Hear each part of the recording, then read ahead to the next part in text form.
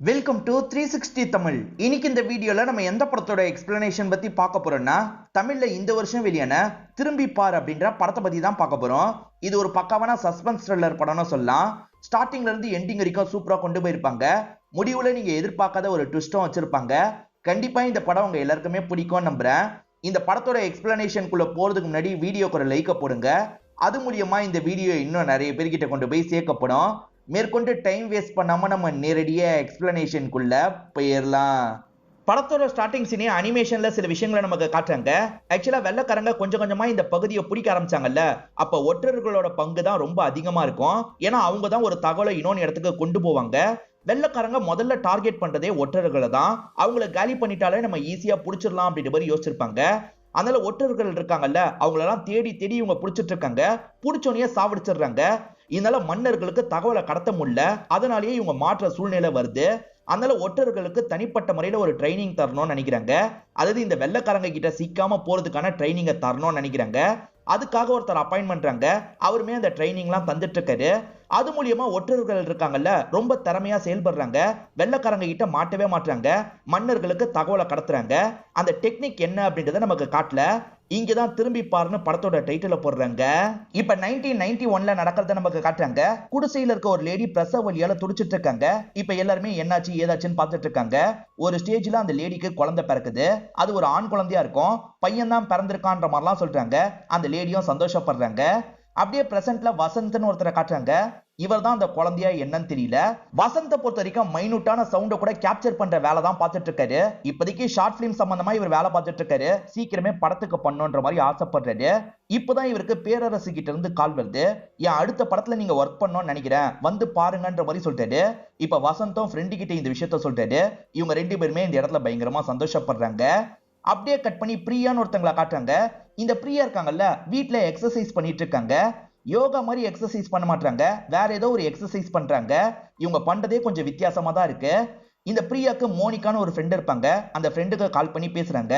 Monica, வேலை விஷயமா அந்த ஊருக்கு வரணும், உன் வீட்டுல நான் ஸ்டே பண்ணிக்கலாமா அப்படின்ற மாதிரி கேக்குறாங்க. தாராளமா ஸ்டே பண்ணிக்கோ, நீ எப்ப வரன்ற மாதிரிலாம் மோனிகா கேக்குறாங்க. இப்ப பீச்சுக்கு பக்கத்துல இருக்க ஒரு பெரிய வீட்டை நமக்கு காட்டுறாங்க. இந்த வீட்டுல இருக்க நபரோட பேரு அரவிந்த் அப்படின்றது. அரவிந்த் இப்போ ஒரு லேடி கூட தான் க்ளோஸா இருக்காரு. இவங்க ரெண்டு பேருமே இந்த இடத்துல பிசிக்கல் ரிலேஷன்ஷிப்லாம் வச்சுக்கிறாங்க. மறுநாள் காலையில அரவிந்த் மட்டும்தான் பெட்ல இருக்காரு. இப்ப அரவிந்தும் கண்முழிக்கிறாரு. இவருக்கு சில ப்ராப்ளம்லாம் இருக்கு போல. இவருமே மாத்திரை எல்லாம் எடுத்து போட்டுட்டு இருக்காரு. இப்ப பாட்டு வச்சு இவர் சந்தோஷமா கேட்டுட்டு இருக்காரு.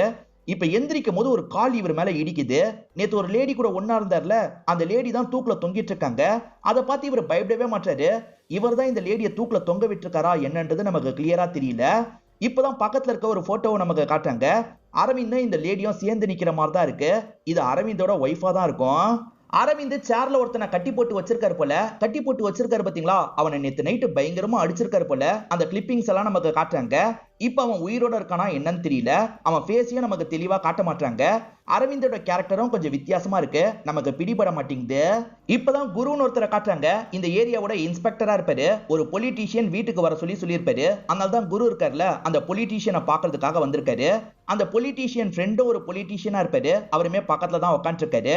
ஆக்சுவலா இந்த பொலிட்டீஷியனுக்கு அசோக்னு ஒரு பையன் இருக்கான். கடைசி 2 நாளா அவன் எங்க போனான்னு தெரியல. ஃப்ரெண்ட்ஸ் கிட்ட எல்லாம் விசாரிச்சு பாத்துறாரு. ஆனா யாருக்குமே தெரியல. அதனால தான் போலீஸ் கிட்ட இந்த தகவலை சொல்றாரு. இப்ப பையனோட போட்டோவையும் தந்துடுறாரு. கவலைப்படாதீங்க சார், நான் கண்டுபிடிக்கிறேன்ற மாதிரி குருவும் ஏத்துக்கிறாரு. இப்ப குரு இருக்கார்ல, எல்லா ஸ்டேஷனுக்கும் இந்த போட்டோவை அனுப்பி விடுங்கன்ற மாதிரிலாம் சொல்றாரு. இப்போ ஒரு அபார்ட்மெண்ட் நமக்கு காட்டுறாங்க. ஒரு பொண்ணு ஷாப்பிங்லாம் முடிச்சுட்டு இப்பதான் பார்க்கிங்ல காரை விட்டுட்டு கிளம்பலாம்னு நினைக்கிறாங்க. அப்ப சவுண்ட் கேக்குது. எங்க இருந்து இந்த சவுண்ட் கேக்குதுன்ற மாதிரி இவங்க ஷாக் ஆகுறாங்க. யாராவது இருக்கீங்களான்னு கேக்குறாங்க. சவுண்ட் கேக்குது, ஆனா யாரையும் காணோம். இவங்க ரொம்ப பதட்டப்படுறாங்க. இவங்க வாங்கின பொருள்லாம் எடுத்துட்டு வேகமா போகணும்னு நினைக்கிறாங்க. பொருள் எடுத்துட்டு இருக்கும் போது கூட சவுண்ட் கேக்குது. இவங்க பயத்துல வேகமா லிப்ட நோக்கி ஓடி வராங்க. இப்ப லிப்டுக்குள்ள போனதுக்கு அப்புறம் தான் கொஞ்சம் நிம்மதியாவறாங்க. ஆனா லிப்டுக்குள்ளேயும் யாரோ இருக்கிற மாதிரியே உங்களுக்கு தோணுது. அதாவது வேற யாரோ நம்பரை பிரஸ் பண்ணி லிப்ட் நிக்கலாம் செய்யுது. இதனால இந்த பொண்ணு ரொம்ப பயப்படுறாங்க. இப்ப கஷ்டப்பட்டு இவங்களுமே ஒரு வழியா இவங்களோட ஃப்ளோருக்கு வந்துடுறாங்க. இவங்களோட பிளாட் இருக்குல்ல, பிளாட்டுக்கு ஓடி வந்து கதவை தட்டிக்கிட்டே இருக்காங்க. ஹஸ்பண்டுமே கதவை திறக்கிறாரு. அப்பதான் இவங்களுக்கு பின்னாடி பிரியா வந்து நிக்கிறது தெரிய வருது. பிரியா மோனிகான்னு ஒரு ஃப்ரெண்டு கிட்ட பேசினாங்கல்ல, அந்த மோனிகா இவங்களா தான் இருப்பாங்க. அடி பாவி, நீதான் என்ன பயம்புத்தினியா அப்படின்ற மாதிரிலாம் கேக்குறாங்க. பிரியாவும் ஆமான்ற மாதிரி சொல்றாங்க. டைரக்டர் பேரரசு வந்து பாருங்கன்ற மாதிரி சொன்னார்ல, இவங்க 2 பேருமே இவரை பாக்குறதுக்காக வந்திருக்காங்க. உங்க ஒர்க் எல்லாம் பார்த்தேன், எனக்கு ரொம்ப பிடிச்சிருக்கு. நான் அடுத்து பண்ண போற படத்துல ரியல் சவுண்ட் தான் யூஸ் பண்ண போறேன். நீங்க தான் அந்த விஷயத்த பண்ணணும். ஸ்கிரிப்ட் இதுல இருக்கு, அதுக்கு தேவையான சவுண்ட் எல்லாம் கேப்சர் பண்ணுங்கன்ற மாதிரி சொல்லிட்டாரு. சரி சார், அட்வான்ஸ் மாதிரி தந்தா நல்லா இருக்கும்னு ஹீரோவோட ஃப்ரெண்டு கேக்குறாரு. இவருமே சரின்ற மாதிரிலாம் காசை தந்துடுறாரு. வசந்த நான் ஹீரோனே சொல்றேன், ஹீரோவும் நல்லபடியா நடக்கணும்ன்ற மாதிரி கோயிலுக்கு வந்து இவர் வேண்டெல்லாம் செஞ்சுட்டு இருக்காரு. அப்பதான் பிரியாவும் மோனிகாவும் சேர்ந்த மாதிரி இந்த இடத்துக்கு வந்திருக்காங்க. பிரியா புதுசா தான் இந்த ஊருக்கு வந்திருக்காங்க போல. இப்ப இவர் வேண்டிட்டு இருக்கும் போது எதர்ச்சியா பிரியாவை பாக்குறாரு. பார்த்தோன்னே ரொம்ப பிடிச்சிருது போல. அவங்க இவரோட கழுத்துல மாலெல்லாம் போடுற மாதிரி இவர் யோசிச்சு பார்த்துட்டு இருக்காரு. உண்மையில அந்த இடத்துல பூசாரி தான் இருக்காரு. பூசாரியே இவரை பார்த்து பயப்படலாம் செய்யறாரு. என்ன இவன் இப்படிலாம் பண்ணிட்டு இருக்கான்ற மாதிரி பிரியா பார்த்துட்டு போறாங்க. இவர் பிரியாவை பார்த்து பயங்கரமா வெக்கப்படுறாரு. அவங்க பண்ற எல்லா விஷயத்தையும் இவர் தள்ளி இருந்து கவனிக்கிறாரு. அவங்க ரெகுலரா இந்த கோயிலுக்கு வராங்க. இவரும் அவங்க முன்னாடி ஏதாவது பண்ணணும் அப்படின்ற மாதிரி அவங்க பார்க்கும் போது மத்தவங்களுக்கு ஹெல்ப் பண்ற மாதிரிலாம் பண்ணிட்டு இருக்காரு. இவருக்கு ரொம்ப பிடிச்சிருக்குல்ல, இத பத்தி ஃப்ரெண்டு கிட்ட எல்லாம் சொல்லிட்டு இருக்காரு. அந்த ஃப்ரெண்ட் இருக்கார்ல, நீ வேஸ்ட் மச்சான், நான் வந்த 2 நாள்ல ஒரு பொண்ணை கரெக்ட் பண்ணிட்டேன் அப்படின்ற மாதிரிலாம் சொல்லிட்டாரு. நீ கரெக்ட் பண்ணதா சொன்னல, அது இந்த பொண்ணு தானே அப்படின்ற மாதிரி ஹீரோ ஒரு பொண்ணை காட்டி கேக்குறாரு. இப்ப இவருமே திரும்பி பாக்குறாரு. அந்த பொண்ணு பார்த்தா வேற ஒரு பையன் கூட க்ளோஸா பேசிட்டு இருக்காங்க. அந்த பையன் அந்த பொண்ணை வெளியே கூட்டு போறான். இந்த ஃப்ரெண்டை கிண்டல் பண்ணி தான் கூட்டு போறான். குரு இருக்கார்ல, அசோக்க கண்டுபிடிக்கணும்ன்ற மாதிரி அசோக்கோட ஃப்ரெண்ட்ஸ் எல்லாம் கூப்பிட்டு விசாரணை பண்ணிட்டு இருக்காரு. அசோக்கை பொறுத்த வரைக்கும் கொஞ்சம் மோசமான கேரக்டர் போல. நிறைய பொண்ணுங்க கூட பழகி இருக்கான். நிறைய பொண்ணுங்களை லவ் பண்றதா ஏமாத்திருக்கான். இப்ப பொண்ணுங்களா அந்த விஷயத்த சொல்லிட்டு இருக்காங்க. இப்ப அசோக்கோட மத்த ஃப்ரெண்ட்ஸ் கிட்ட விசாரிக்கிறாங்க. அசோக் நிறைய ட்ரக்ஸ் எடுப்பான். அசோக்கோட அப்பா பொலிட்டீஷியன்ல, யாரை பார்த்தா அவன் பயப்பட மாட்டான் அப்படின்ற மாதிரிலாம் சில ஃப்ரெண்டுங்க சொல்றாங்க. நிறைய பொண்ணுங்க வாழ்க்கையில விளையாடி இருக்கான். இதுல ஏதாவது ஒரு பொண்ணு கோவப்பட்டு ஏதாவது பண்ணிருக்க கூட வாய்ப்பு இருக்குன்ற மாதிரிலாம் இவர் யோசிக்கிறாரு. இப்ப கடைசியா ஒரு பையன் கிட்ட விசாரிச்சுட்டு இருக்காரு. நீ எப்ப கடைசியா பார்த்தன்னு கேக்குறாரு. அவனுமே நடந்த விஷயத்தை இந்த இடத்துல சொல்ல ஆரம்பிக்கிறான். இவன் சொல்றதெல்லாம் நமக்கு விஷுவலா காட்டுறாங்க. இந்த ஃப்ரெண்டோட பர்த்டே பார்ட்டியா இருக்கும். அசோக்கை இன்வைட் பண்ணிருப்பாரு. அசோக்கும் வந்திருப்பாரு. இதை தாண்டி நிறைய பேர் அந்த இடத்துக்கு வந்திருப்பாங்க. எல்லாருமே செம்ம போதையில இருக்காங்க. அசோக் இருக்கார்ல, ஒரு பொண்ணு மயக்கத்துல இருக்கிறதுனால ஒன்னா இருக்கலாம் நினைக்கிறாரு. ஆனா இந்த ஃப்ரெண்ட் அலோவ் பண்ண மாட்டாரு. நம்பி வந்திருக்கா, இப்பெல்லாம் பண்ணாத, கிளம்புன்ற மாதிரி சொல்லிட்டு இருக்காரு. இப்ப அசோக்கும் போன் எடுத்து கொஞ்சம் தள்ளி போயிடுறான். யார்கிட்டயோ போன்ல சிரிச்சு சிரிச்சு பேசிட்டு இருக்கான். கொஞ்ச நேரத்துல இந்த இடத்துக்கு ஒரு பிளாக் கலர் கார் வருது. அந்த காருக்குள்ள ஒரு லேடி தான் இருக்காங்க. அந்த லேடி இருக்காங்கல்ல, வா கிளம்பலான்ற மாதிரி அசோக்க கூப்பிடுறாங்க. அசோக்கும் நான் கிளம்புறேன்ற மாதிரி ஏறி போயிருப்பான். இதுதான் நான் கடைசியா அசோக்க பார்த்தது அப்படின்ற மாதிரி ஃப்ரெண்டு சொல்றாரு. காருக்குள்ள ஒரு லேடிய பார்த்ததா சொன்னல, அந்த லேடி பார்க்க எப்படி இருந்தாங்கன்ற மாதிரி கேக்குறாரு. சார் நான் போதையில இருந்தேன், சரியா நான் பார்க்கலன்ற மாதிரி சொல்றாரு. சரி அந்த கார் நம்பரையாவது கவனிச்சியான்னு கேக்குறாரு. பிளாக் கார் சார், அது மட்டும் தான் எனக்கு தெரியும், நம்பரை கூட கவனிக்கலன்ற மாதிரி இந்த ஃப்ரெண்டு சொல்றாரு. சரி கிளம்பு, தேவைப்பட்டா கூப்பிடுவேன்ற மாதிரி இவரை இங்க இருந்து அனுப்பி வைக்கிறாரு. கான்ஸ்டபிள் இருக்கார்ல, எனக்கு என்னமோ இவன் மேலதான் சந்தேகம்னு சொல்றாரு. சேச்சா, இவன் பண்ண மாதிரி தெரியல. பிளாக் கார்ல ஒரு பொண்ணு கூட்டு போனால, அவ யாருன்றதை கண்டுபிடிக்கணும் அப்படின்ற மாதிரி குருவும் சொல்றாரு. நமக்கு அரவிந்த்னு ஒருத்தரை காமிச்சாங்கல்ல, அவர் பெரிய லெவல்ல டீலிங்லாம் பண்ணிட்டு இருக்காரு போல. குறிப்பா ட்ரக் டீலிங் தான் பண்ணிட்டு இருக்காரு போல. இப்ப இவருக்கு சரக்கு வந்திருக்கு, அதை எடுத்துட்டு வந்துட்டு இருக்காரு. இவரை அடிச்சு புடுங்கணும்ன்ற மாதிரி வேற ஒரு கேங்க சேர்ந்தவங்க நினைக்கிறாங்க. இவர்கிட்ட சண்டைக்கு வராங்க. இவர் தனியாலா எல்லார் கூடயும் பயங்கரமா சண்டை போடுறாரு. ஒரு ஸ்டேஜ்ல அந்த கேங்க சேர்ந்து எல்லாரையும் அடிச்சு ஓட விட்டுறாரு. இவர் சரக்கு கொண்டு வந்திருக்காருல, அது உண்மையான சரக்கான செக் பண்றாரு. செக் பண்ணா செம்மையா போதை ஏறுது. உண்மையான சரக்குன்னு முடிவு பண்றாரு. பையன் கேரக்டரை பத்தி குருக்கு இப்பதானே தெரிய வந்திருக்கு. இத பத்தி எல்லாம் அப்பா கிட்ட சொல்றதுக்காக வந்திருக்காரு. இதை கேட்கிற அப்பாவால சுத்தமா நம்பவே முடியல. அதே மாதிரி அம்மா இந்த இடத்துக்கு வந்துடுறாங்க. என் பையன் அப்படி பட்டவெல்லாம் இல்ல, நல்லவன் அப்படின்ற மாதிரிலாம் சொல்லிட்டு இருக்காங்க. அதுக்கு பொலிட்டீஷியனோட ஃப்ரெண்ட் இருக்கார்ல, வீட்டுல இருக்க வரைக்கும் நம்ம பசங்க நல்லவங்களா தான் தெரிவாங்க, ஆனா அவங்க வெளியே என்னெல்லாம் பண்றாங்கன்றது நமக்கு தெரிய வாய்ப்பு இல்லைன்ற மாதிரி சொல்லிட்டாரு. என் பையன் கெட்டவனா கூட இருக்கட்டும், ஆனா அவனுக்கு என்ன ஆச்சுன்றதை சீக்கிரமா கண்டுபிடிங்க ப்ளீஸ் அப்படின்ற மாதிரிலாம் கேட்கிறாரு. கவலைப்படாதீங்க சார், எல்லா சைடும் விசாரணை பண்ணிட்டு இருக்கேன், கண்டுபிடிச்சிருவேன்ற மாதிரி சொல்றாரு. வசந்த் ஃப்ரெண்டும் வசந்துக்கு ஒரு ஐடியா கொடுக்குறாரு. பிரியா கண்ணை மூடி நடந்து வந்துட்டு இருக்காங்க. இவர் வாழைப்பழ தோலை போட்டுறாரு. நீ முன்னாடி போ, அவ வலிக்கு விழும் போது காப்பாத்துற மாதிரி புடிச்சிரு அப்படின்ற மாதிரி சொல்றாரு. இவருமே பிடிக்கிறதுக்காக வந்துட்டு இருக்காரு. ஆனா அதுக்குள்ள வேற ஒருத்தர் தோல் இருக்குன்ற மாதிரி அவங்க கிட்ட சொல்லிடுறாரு. வசந்த் ஃப்ரெண்டோட ஆள ஒருத்தர் கரெக்ட் பண்ணார்ல, அவர் தான் இந்த ஹெல்ப் பண்றாரு. வான் லவ்வையும் கெடுத்துட்டான், ஏன் லவ்வையும் கெடுத்துட்டான், அவனை விடாத அப்படின்ற மாதிரிலாம் வசந்தோட ஃப்ரெண்டும் கோவப்படுறாரு. வசந்துக்கு பிரியாவை ரொம்ப பிடிச்சிருக்கு போல. நாளைக்கு அவகிட்ட ப்ரொபோஸ் பண்ணிடலாம்னு இருக்குன்ற மாதிரி சொல்றாரு. அதுதான் மச்சான் பெட்டரு, ப்ரொபோஸ் பண்ணிடு அப்படின்ற மாதிரி இந்த ஃப்ரெண்டும் சொல்றாரு. அவங்க எப்பவுமே கோயிலுக்கு வருவாங்கன்னு தெரியும்ல, இவங்களுமே கோயிலுக்கு வந்துடுறாங்க. இப்ப ரோஜா பூவெல்லாம் வாங்கி இவர் வெயிட் பண்ணிட்டு இருக்காரு. அப்பதான் ஒரு ஷாக்கிங்கான விஷயத்த பாக்குறாரு. அவங்க இருக்காங்கல்ல, அரவிந்த கல்யாணம் முடிச்சுட்டு கோயிலை விட்டு வெளியே வராங்க. எது இவளுக்கு கல்யாணம் முடிஞ்சிருச்சா அப்படின்ற மாதிரி இவர் பார்த்து ஷாக் ஆயிடுறாரு. இவர் பார்த்துட்டு இருக்கிறத அவங்களுமே கவனிக்கிறாங்க. அவங்களுக்கு இவரை பிடிக்குமா என்னன்னு தெரியல. இவரை பார்த்துக்கிட்டே தான் இங்க இருந்து கிளம்புறாங்க. இவருமே பயங்கரமா இந்த இடத்துல ஃபீல் பண்ணிட்டு இருக்காரு. அப்படியே சில மாசம் கழிச்சு நடக்கிறத நமக்கு காட்டுறாங்க. அதை பார்த்ததுல இருந்து இவருக்கு வேலையே ஓட மாட்டேங்குது. வேலையிலேயே இவரோட கவனம் சுத்தமா இல்லாம இருக்கு. மச்சான் கான்சென்ட்ரேட் பண்ணு அப்படின்ற மாதிரிலாம் ஃப்ரெண்டு சொல்லிட்டாரு. ஆனா இவர் இருக்காருல்ல, அவங்கள பத்தியே தான் யோசிச்சுட்டு இருக்காரு. வேலையை சரியாவே பண்ண மாட்டாரு. இதனால ஃப்ரெண்டுமே ஒரு ஸ்டேஜ்ல வேலையை நிறுத்திடுறாரு. இப்படியே இருந்தா என்னடா அர்த்தம், அவளோட நினைப்புல இருந்து கொஞ்சம் வெளியே வான்ற மாதிரி அட்வைஸ் எல்லாம் பண்றாரு. இப்ப நைட்டு நிறைய இவங்க ரெண்டு பேருமே பீச்சுக்கு வந்துடுறாங்க. ஆக்சுவலா அலையில ஒரு சவுண்ட் வரும் பாத்தீங்களா, அந்த சவுண்டை கேப்சர் பண்றதுக்காக தான் இந்த இடத்துக்கு வந்திருக்காங்க போல. வசந்துமே கேப்சர் எல்லாம் பண்ணிட்டு இருக்காரு. அப்பதான் பக்கத்துல இருக்க வீட்டுல இருந்து ஒரு பொண்ணு கத்துற மாதிரி சவுண்ட் கேக்குது. இவர் வச்சிருக்க மிஷின்ல சின்ன சவுண்ட் கூட கேட்கும். அதனால தான் வசந்தோட காதுல இது கேக்குது. இத பத்தி எல்லாம் ஃப்ரெண்டு கிட்ட சொல்லிட்டாரு. டே நைட்டு நேரம் ரெண்டு பேரும் ஒன்னா இருப்பாங்க, அந்த சவுண்டா இருக்கும்னு சொல்லிட்டாரு. இல்லடா ரொம்ப கத்துற மாதிரி சவுண்ட் கேக்குதுன்ற மாதிரி வசந்த் சொல்லிட்டாரு. ஏதோ தப்பா இருக்குன்ற மாதிரி வசந்த் யோசிக்கிறாருல, உள்ள போய் பார்க்கலான்ற மாதிரிலாம் அந்த வீட்டை நோக்கி நடக்க ஆரம்பிக்கிறாரு. அப்பதான் வீட்டுக்குள்ள இருந்து ஒரு கார் வேகமா கிளம்பி போகுது. இவங்களுமே அந்த கார் போறதா பாக்குறாங்க. இப்ப வீட்டுக்குள்ள யாரும் இல்ல போல. உள்ள போய் பார்த்தா என்னன்ற மாதிரி யோசிக்கிறாங்க. இப்ப ரெண்டு பேருமே சைலண்டா அந்த வீட்டுக்குள்ள நுழைஞ்சிடுறாங்க. ஆனா இப்ப சுத்தமா சவுண்டே கேட்கல. நம்ம தான் தேவையில்லாம யோசிச்சுட்டோமா அப்படின்ற மாதிரி வசந்தமே இந்த இடத்துல யோசிக்கிறாரு. கிளம்பலான்னு ஃப்ரெண்ட கூப்பிடுறாரு. இவ்வளவு தூரம் வந்துட்டோம், தண்ணி மட்டும் குடிச்சுக்கிறேன் அப்படின்ற மாதிரி ஃப்ரெண்ட் இருக்காருல்ல, ஃப்ரிட்ஜை ஓபன் பண்ணி தண்ணி எல்லாம் குடிச்சிட்டு இருக்காரு.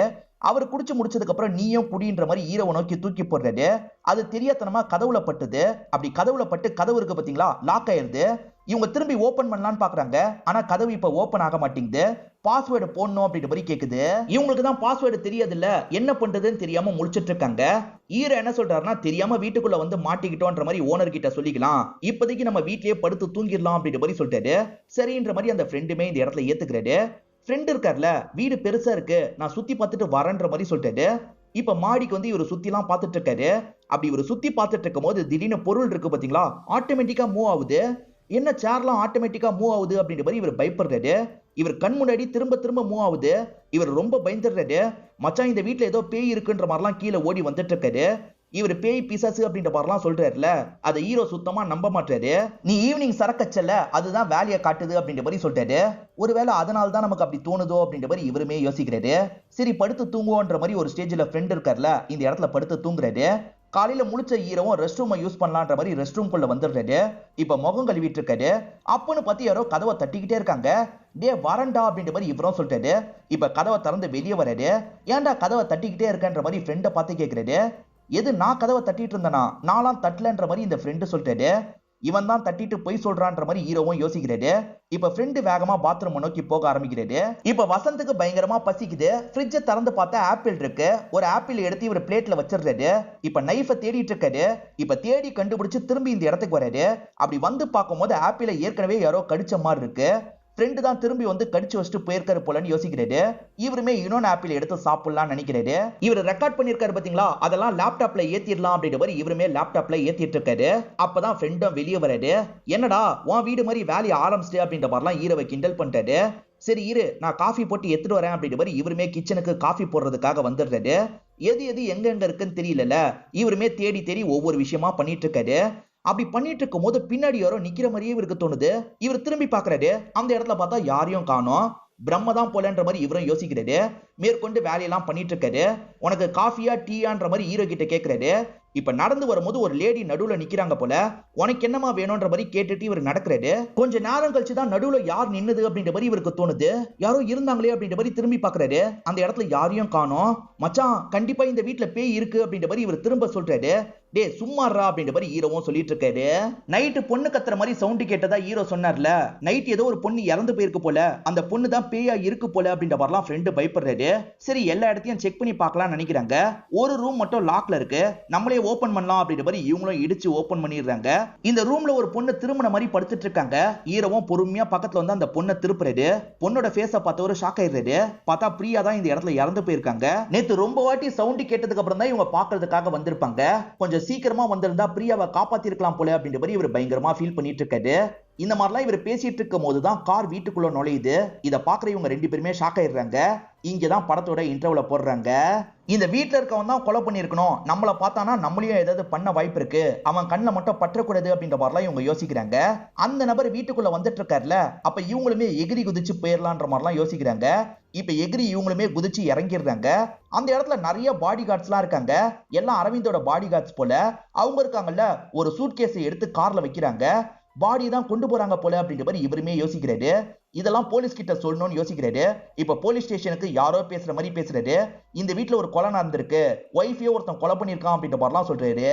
இப்ப குருவும் கிளம்பி அந்த வீட்டுக்கு வந்துடுறாரு. வெளியே ஒரு வேலைக்காரர் வேலை பார்த்துட்டு இருக்காரு. ஓனரை கூப்பிடுங்க அப்படின்ற மாதிரி சொல்றாரு. அந்த வேலைக்காரர் இருக்காருல்ல, ஓனரை இந்த இடத்துக்கு வர வச்சிடுறாரு. ஓனர் அரவிந்தோ என்ன விஷயம்ன்ற மாதிரி கேட்கிறாரு. உங்க ஒய்ஃப் எங்க? உங்க ஒய்ஃபை நீங்க கொலை பண்ணி டிஸ்போஸ் பண்ணிருக்கீங்கன்ற மாதிரி தகவல் கிடைச்சிருக்கு அப்படின்ற மாதிரி சொல்றாரு. எது என் ஒய்ஃபை நான் கொலை பண்ணனா? என் ஒய்ஃப் வேற ஊர்ல காலேஜ்ல படிச்சுட்டு இருக்காங்கன்னு சொல்றாரு. காலேஜ்ல படிச்சுட்டு இருக்காங்களா? சரி, அவங்களுக்கு கால் பண்ணுங்க, நாங்க பேசணும் அப்படின்ற மாதிரி குரு சொல்றாரு.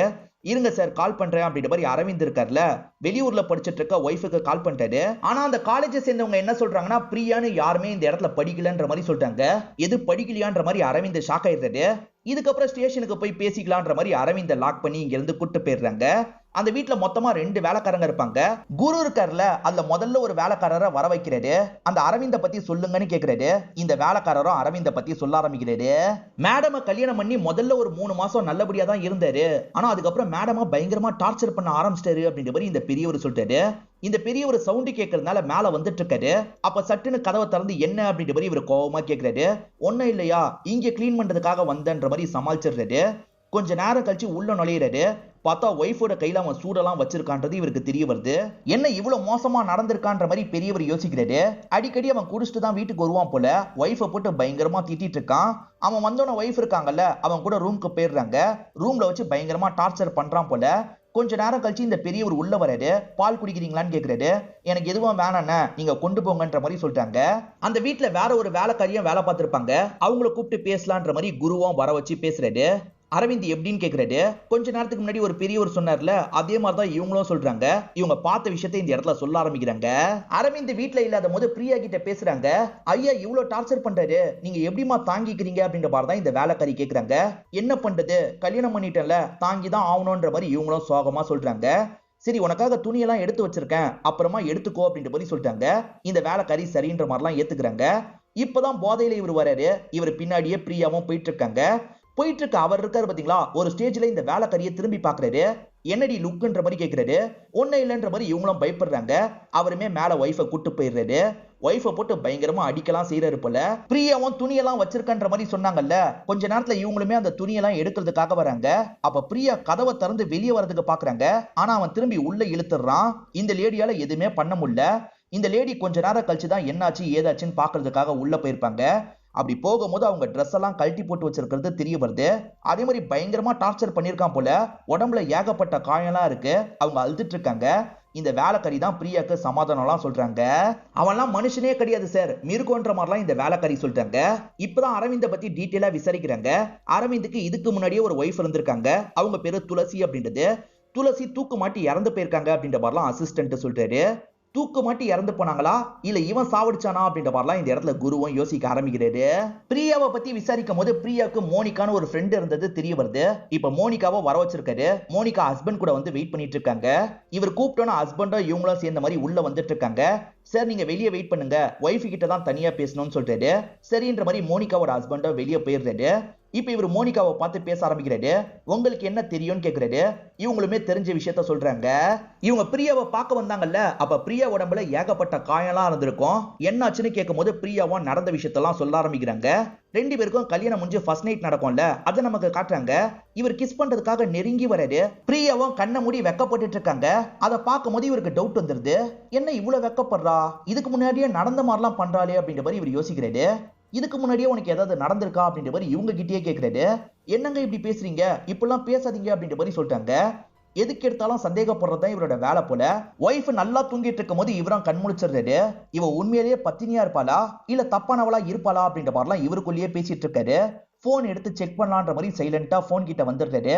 போனை ஓபன் பண்ணலான்னு பார்த்தா பாஸ்வேர்ட்லாம் கேக்குது. சரி நம்ம விரலை வச்சு ஓபன் பண்ணிடலாம் அப்படின்ற மாதிரி தூங்கிட்டு இருக்க அவங்க விரலை வைக்கிறாரு. இப்போ ஓபன் பண்ணிடுறாரு. இருக்கிற போட்டோஸ் எல்லாம் பார்த்துட்டு இருக்காரு. நிறைய இவங்க போட்டோ தான் இருக்கு. அதுல ஒரு பையன் கூட சேர்ந்த மாதிரி ஒரு போட்டோ இருக்கு. அதை பாக்குறவரு டென்ஷன் ஆயிடுறாரு. என்ன இவ்வளவு ஒட்டி போட்டோ எடுத்திருக்கா, இவ கண்டிப்பா இவன் கூட ஒன்னா இருந்திருக்க வாய்ப்பு இருக்குன்ற மாதிரிலாம் யோசிக்கிறாரு. இப்ப தூங்கிட்டு இருக்கவங்கள எழுப்பி விட்டுறாரு. இவன் கூட எதுக்காக இவ்வளவு க்ளோஸா இருக்க, இவன் கூட எல்லாமே முடிஞ்சிருச்சா அப்படின்ற மாதிரிலாம் கேக்குறாரு. ஏங்க இப்படி பேசுறீங்க, அப்படிலாம் எதுவுமே நடக்கல, அவர் என்னோட ஃப்ரெண்டு தான் அப்படின்ற மாதிரி சொல்லிட்டாங்க. கண்டிப்பா இந்த விஷயத்த நான் நம்ப மாட்டேன், உனக்கும் இவனுக்கும் ஏதோ ஒரு தொடர்பு இருக்குன்ற மாதிரிலாம் இவர் சந்தேகப்படுற மாதிரி பேசிட்டு இருக்காரு. முதல் 3 மாசம் என்ன நல்லபடியா தான் பாத்துக்கிட்டாரு, அதுக்கப்புறம் தான் இந்த பிரச்சனை அதிகமாயிருச்சு, தினமும் நரகத்தை தான் ஃபேஸ் பண்றேன்ற மாதிரி சொல்றாங்க. அவ ரொம்ப பயந்து போய் தான் சார் பேசினா, சீக்கிரமா அவளை அங்க இருந்து கூட்டு போயிடலான்ற மாதிரிலாம் நான் யோசிச்சேன், ஆனா அதுக்குள்ளதான் இந்த மாதிரி ஒரு விஷயம் நடந்துருச்சு அப்படின்ற மாதிரி இவங்க சொல்றாங்க. சரி நீங்க போங்க, தேவனா கூப்பிடுறேன் அப்படின்ற மாதிரி இவர் சொல்றாரு. இவங்களுமே கிளம்புறாங்க. இப்ப அடுத்ததா வேற ஒரு பையன் இந்த இடத்துக்கு வரான். அதாவது அசோக்கோட ஃப்ரெண்டுன்னு ஒருத்தன் வந்தான் பாத்தீங்களா, அவனை தான் கூப்பிட்டு இருக்காரு. ஆக்சுவலா அவன் பிளாக் காரை பார்த்ததா சொன்னான்ல, அந்த ஏரியால அன்னைக்கு நைட்டு போன பிளாக் கார் எல்லாத்தையும் இவர் போட்டோ எடுத்திருக்காரு. இதுல எது அந்த பிளாக் கார்ன்றத சொல்லுன்ற மாதிரி கேட்கிறாரு. இவனுமே 4-5 போட்டோவை பாக்குறான். என்ன காருன்றது இவனுக்கு ஞாபகம் வர மாட்டேங்குது. சார் நான் கொஞ்சம் போதையில இருந்ததா சொன்னேன்ல, எனக்கு என்ன காருன்னு தெரியல சார் அப்படின்ற மாதிரிலாம் சொல்லிட்டு இருக்கான். இப்ப கிளம்பலாம்னு நினைக்கும் போதுதான் அங்க துளசி போட்டோ இருக்கிறத பாக்குறான். பார்த்து செம்மையா ஷாக் ஆயிடுறான். சார் அசோக்க ஒரு லேடி கூட்டு போனதா சொன்னேன்ல, இதுதான் சார் அந்த லேடின்ற மாதிரி சொல்றான். கன்ஃபார்மா தெரியுமான்ற மாதிரி இவர் கேட்கிறாரு. சார் இப்பதான் எனக்கு நல்லா ஞாபகம் வருது, கண்டிப்பா இந்த லேடியை தான் பார்த்தேன், இந்த லேடி தான் கூட்டு போனாங்க அப்படின்ற மாதிரி இவனும் சொல்றான். சோ துளசி கூட்டு போயிருக்காங்களா அப்படின்ற மாதிரி இவர் யோசிக்கிறாரு. துளசி அந்த அசோக் கூட ஒன்னா இருந்ததை பார்த்து துளசியை சாவடிச்சிருக்க வாய்ப்பு இருக்கு, செகண்ட் ஒய்ஃபும் அந்த மாதிரி இருக்க வாய்ப்பு இருக்குன்ற மாதிரி தான் தினமும் சந்தேகப்பட்டிருக்கான். ஒரு ஸ்டேஜ்ல சாவடிச்சிருக்கான், அவங்கிட்டயே விசாரிக்கணும் அப்படின்ற மாதிரி யோசிக்கிறாரு. இப்ப அவனை உட்கார வச்சிருக்காங்கல்ல, அவங்க கிட்ட பேசுறதுக்காக வந்துடுறாரு. என் ஒய்ஃப் படிக்கிற காலேஜுக்கு நான் போனோம் சார், விடுங்கன்ற மாதிரிலாம் இந்த அரவிந்த் சொல்றான். ரொம்ப நடிக்காது அப்படின்ற மாதிரி இவரும் சொல்லிட்டாரு. இது யாருன்னு தெரியுதான்ற மாதிரி துளசி போட்டோவை காட்டுறாரு. இவனை என்னோட ஃபர்ஸ்ட் ஒய்ஃப்ன்ற மாதிரி சொல்றான். ஃபர்ஸ்ட் ஒய்ஃபை நீ தானே சாவடிச்சேன்னு கேட்கிறாரு. நான்லாம் சாவடிக்கல அப்படின்ற மாதிரி இவன் சொல்லிட்டு இருக்கான். இந்த பையன் யாருன்னு தெரியுதான்ற மாதிரி அசோக் போட்டோவை காட்டுறாரு. அதுக்கு அரவிந்த் இருக்கார்ல, எனக்கு தெரியலன்ற மாதிரி சொல்லிட்டாரு. சரி உனக்கு இன்னும் சில விஷயங்களை புரிய வைக்கிறேன் அப்படின்ற மாதிரி இவருமே எக்ஸ்பிளைன் பண்ணிட்டாரு. இந்த பையன் இருக்கான்ல, 12ஆம் தேதியில இருந்து காணாம போயிருக்கான். உன் ஒய்ஃப் 13ஆம் தேதி தூக்குல தொங்கியிருக்காங்க. கண்டிப்பா இது ரெண்டுத்துக்கும் சம்பந்தம் இருக்க வாய்ப்பு இருக்கு, ஒழுங்கா சொல்லு அப்படின்ற மாதிரிலாம் கேட்கிறாரு. ஒரு ஸ்டேஜ்ல அரவிந்த் இருக்கார்ல, ஆமா நான் தான் இந்த அசோக்கோட கதையை முடிச்சேன்ற மாதிரி சிரிச்சுக்கிட்டே சொல்றாரு. துளசி அசோக்க கூட்டு போனாங்கல்ல, வீட்டுக்கு தான் கூட்டு வந்து அவன் கூட ஒன்னா இருந்திருப்பாங்க. திடீர்னு பார்த்தா அரவிந்த் வீட்டுக்கு வந்திருப்பாரு. இவங்க 2 பேருமே மாட்டிருப்பாங்க. அரவிந்தும் அந்த அசோக்க போட்டு பயங்கரமா அடிக்கிறாரு.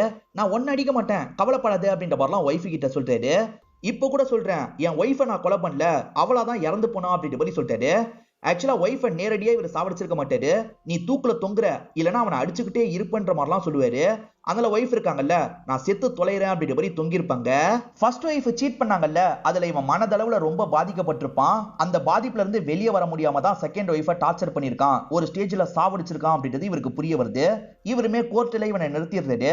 கோர்ட்ல இவனுக்கு தண்டனை தந்துடுறாங்க. ஆனா இந்த ப்ராப்ளம் போனதுக்கு அப்புறம் தான் தண்டனை தரணும், அது வரைக்கும் மென்டல் ஹாஸ்பிட்டல்ல வச்சிருங்க அப்படின்ற மாதிரி தான் தீர்ப்பை வழங்குறாங்க. அப்படியே இப்ப பிரசன்ட் டேவை நமக்கு காட்டுறாங்க. ஆனா கோவால நடக்கிற மாதிரி காட்டுறாங்க. ஆக்சுவலா பிரியா இருக்காங்கல்ல, இப்ப மாடர்ன் ட்ரெஸ்ல ஸ்டைலா நடந்து வந்துட்டு இருக்காங்க. இப்பதான் சில விஷயங்களை நமக்கு ரிவீல் பண்றாங்க. சூட்கேஸ கொண்டு போனதா பாத்திருப்பாரு, அதுதான் பாடின்ற மாதிரி போலீஸ்க்கு தகவல் கொடுத்திருப்பாரு. ஆனா அந்த சூட்கேஸ்ல இருந்தது பாடி கிடையாது. ஆளுங்க சூட்கேஸ ஒரு இடத்துல மறைக்கிறதுக்காக தான் கொண்டு போறாங்க. அந்த இடத்துக்கு பிரியா வந்துடுறாங்க. நீங்க என்ன அண்ணி பண்றீங்க, கிளம்புங்கன்ற மாதிரி ஆளுங்க சொல்றாங்க. ஆனா வந்த பிரியா இருக்காங்கல்ல, இங்க இருக்க எல்லாருக்கூடயும் பயங்கரமா சண்டை போடுறாங்க. ஒரு ஸ்டேஜ்ல வந்த எல்லாரையும் அடிச்சு போட்டுறாங்க. அதுக்கப்புறம் அந்த சூட்கேஸ ஓபன் பண்றாங்க. பார்த்தா கட்டுக்கட்டா காசு இருக்கு, அதே மாதிரி தங்க பிஸ்கெட்லாம் இருக்கு. தோல் கீழ இருக்குன்னு ஒருத்தன் சொன்னான் பாத்தீங்களா, அவனும் இவங்களும் பிசினஸ் பார்ட்னரா தான் இருப்பாங்க. குறி வச்சு ஏமாத்துறது தான் இவங்களோட வேலையா இருக்கும். அவன் இருக்கான்ல, அரவிந்த பத்தி எல்லா தகவலையும் கலெக்ட் பண்ணிருக்கான். ட்ரக் பிசினஸ் மூலியமா கோடி கோடியா இவன் சம்பாதிச்சிருக்கான். வீட்டுல நிறைய அமௌண்ட் வச்சிருக்கான். ஆனா இதுக்கு முன்னாடி நீ ஹேண்டில் பண்ணவங்க மாதிரி இவன் ஈஸியானவன் கிடையாது. இப்ப ரீசெண்டா தான் இவனோட ஃபர்ஸ்ட் ஒய்ஃபை இவன் சாவடிச்சிருக்கான். யாருக்குமே தெரியாது, சூசைடுன்ற மாதிரி தான் முடிச்சிருக்கான் அப்படின்ற மாதிரிலாம் சொல்லிட்டாரு. ஒன்னும் பிரச்சனை இல்ல, என்னால இவனை ஹேண்டில் பண்ண முடியும், எனக்கு ஒரு டெக்னிக் தெரியும்ன்ற மாதிரி சொல்லிட்டாங்க.